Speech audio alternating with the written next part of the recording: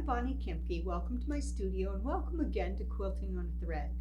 Today I want to talk with you about needles and the systems of needles. And the reason why I chose to talk about this today is because I've just gotten off the phone with one of my former students, and she has just put her machine into the shop because she was using the wrong needles. So previously she had been sewing on a Singer, and that's what I taught her to sew on. She's recently bought a Brother machine, and she tried to use her Singer needles in her Brother machine, and she shattered 3 or 4 needles in the machine, and now the machine's in the shop.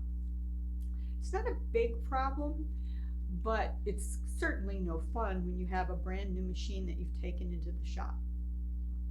Now, there's a couple of things at play here. Her Singer machine was simply an old-time Singer sewing machine, standard stuff, a few decorative stitches, some zigzagging, some automated buttonholing. Now her Brother machine was a Brother machine that started introducing her to embroidery, so it's a combination machine. So it's a completely different class of machines. So let's talk about class of machines. You have either a home sewing machine, you have a professional sewing machine, you might have a high-speed single stitch machine or a long arm machine, an embroidery machine, a serger, or a combination embroidering sewing machine. These are all different classes of machines, and they require different classes of needles, different systems of needles. Now, the system of a needle has to do with the class of the needle and the sizing of the needle. But I'm going to go into a little bit of history for you. Back in the 1940s, or before the 1940s, there was no standardization of sizing of needles. There was no standardization of classing of machines. If you bought a Hunt machine, you bought Hunt needles. A Singer machine, you bought Singer needles. So whichever manufacturer you purchased your machine from, you purchased that manufacturer's needles. There was no getting around that. In the 1940s and the 1950s, they started working towards a standardization of at least sizing needles. And so we came up with what you and I are comfortable with today, a dual sizing system. There's a European sizing and an American sizing. Now the European sizing is based off of the percentage of a millimeter. So a 70 needle is 0.7 1/100ths of a millimeter.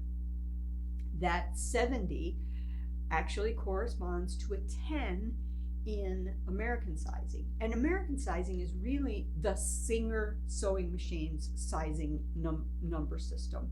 They didn't want to get rid of their numbering system because they had so many machines out there. And Singer remains today a very large player in the field of sewing machines. But back in the 40s and 50s, they were a huge player in sewing machines here in the United States. And so it would have been quite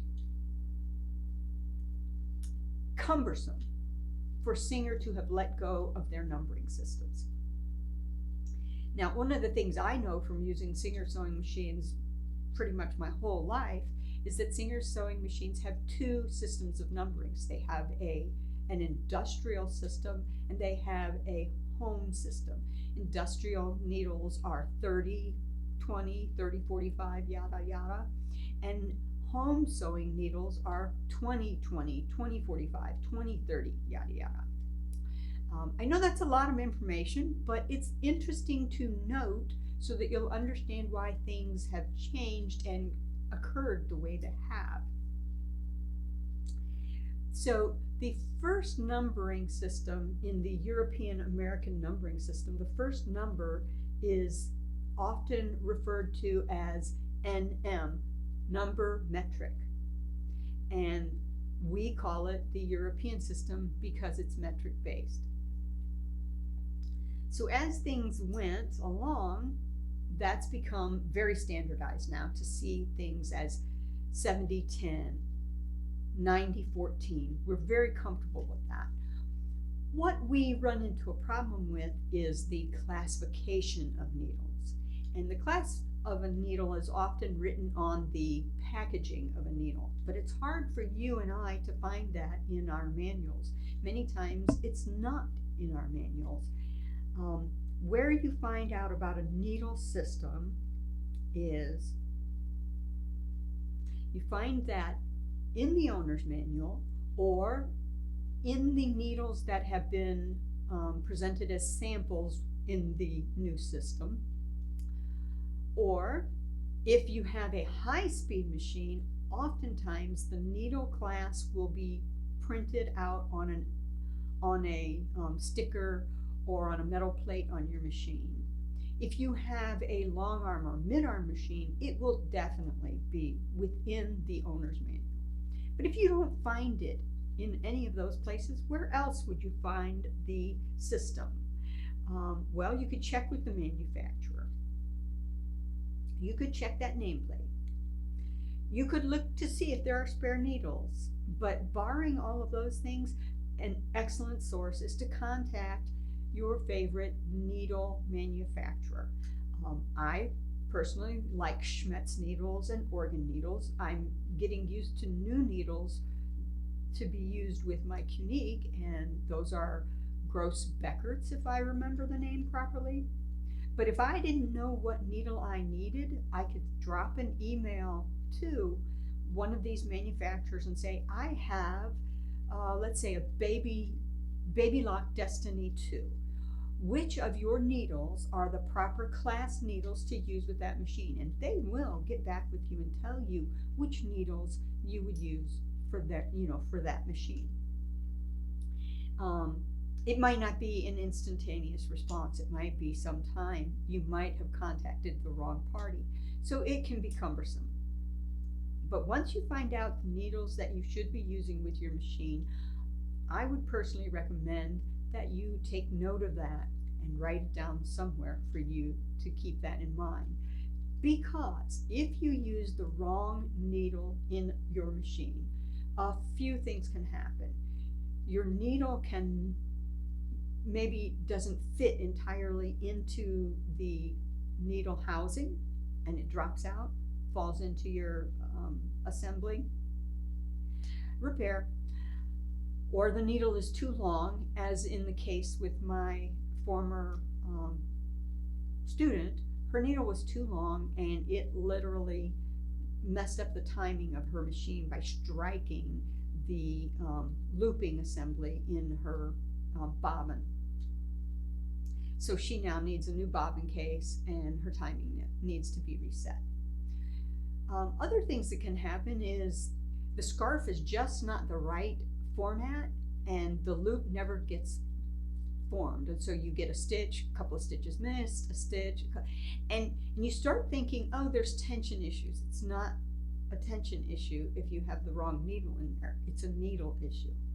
So now I'm going to put you on hold and bring you up closer to this chart so that I can explain what that class of a needle tells you about the needle. Be right back. Okay, this is a chart that I prepared many years ago, and I've seen copies of it, and I've seen very similar charts that manufacturers and other people have used. But this is a couple of pieces of information that I've just always glommed together, and I've been using this for years. A needle has three primary sections to it. It has the shank, it has a shoulder or a taper, and it has the blade. The size of a needle has to do with the diameter of the blade. That's the only thing the size of a needle has any input on, if you will. The shank has a butt at the top of it, which is usually a conical shaped feature on the needle. That must fit into the cup of your needle assembly. If it's a home needle, a domestic needle, it usually will have a flat side and a curved side, and the flat side goes in one direction, and that helps you to guide the the needle shank into the needle assembly, seating the butt properly in the needle butt cup of the needle assembly. And then you tighten the thumb screw, and that's what holds your needle still for your sewing. This is a lot of torture for the machine to have the needle going up and down and up and down. And if your needle is not fitted into the needle assembly and tightened down properly, what happens is your needle will do this wavering thing as it's going. And that's a lot of torture on a needle to be wavering like that. And then you're going to wind up having fractured needles, broken needles, busted needles. None of that is any fun. So the shank consists of the shank. Oftentimes we'll include that taper or shoulder as part of the shank, and the butt. The shoulder here is very, very important. This is the only part of the shank of the needle that you should see protruding from your machine. The entire blade will protrude, and the blade has to be the proper length. Not only does the blade need to be the proper length, but it needs to have the appropriate groove, it needs to have the appropriate scarf, and it needs to have the appropriate eye dimension and point dimension. Now the eye and the point are often determined by the type of needle that you have. For instance, a stretch or a jersey needle would have a larger, rounder eye. A leather needle has a blade-like point. Microtext quilting and top stitch needles usually have a smaller, compact eye. Embroidery and metallic needles will normally have a longer eye, and metallic needles will actually even have a wider eye. But all of these things, the dimensions of the eye based on the needle type has to do with the class of needle that you have. And the reasoning that that has to do with the class of needle and the exact shape of the eye, the reason why that has to do with the class of the needle is because of the looping mechanism in the bottom of your bobbin assembly. Now the needle size, I often hear people say, oh, a 90-14 is the perfect needle for quilting. And that is not universally true, because you can have a stretch needle that is a size 90-14 that would not be appropriate for quilting. You can have an overlock needle that is a 90-14 that will not work for quilting. A top stitch or a quilting needle that is 90-14 should work for quilting, but more than the purpose of the needle you want to worry about when you start talking about the size of the needle is the thread that you are using, because the size of the needle and the thread need to be well coupled. And so if you have a very wide gauge needle thread but a narrow needle, what you're doing is you're creating an area here in the eye where the thread cannot penetrate the needle and the material. You know, it gets bogged at the material. Your needle has three purposes. The purpose is to create purchase into the material that you're going through, guide the thread down the blade of the needle through the eye, and then back up into the scarf where the hooking assembly will come in, grab the needle, and create the loop that becomes your stitch. So the groove is very important, the eye is very important, and blade diameter. These are all a part of the size of your needle. The dimensions, as in how much of a shank you have, how much of a shoulder, how much of a blade, and how much of a point, that has to do with the class of your needle, and that is machine dependent. So the class of this needle must meet the class of your machine. The type of needle you use has to do with the work the needle will be doing, and the size of the needle needs to be coupled with the gauge of the thread. Now I know that seems kind of busy and maybe even onerous to contemplate, and I am in no way saying that these are the only factors, or that these are every factor, or that there's never a reason why you would use a different size needle for a different type of sewing, or a different type of needle for a different type of sewing. That all has a dependency on how you're using the machine that you are comfortable with. I personally find that quilting needles are best suited for me when I'm piecing, and top stitch needles are best suited for me when I'm doing my quilt work. But that's how I use my machines. I've known many people who always use quilting needles for both piecing and their quilt work, and I also know people who only use Microtex needles for their quilt work. This has to do with how you, the user, has grown accustomed to functioning with your machine. So the things that I pointed out are guidelines and things to consider while you're using your machine. The only thing I tell you is a given is that you use the right class needle for the class of machine you have. Find that out and keep that information firmly available to you at all times, so that you don't do what my former student has done and take your machine to the shop because you've used the wrong needle.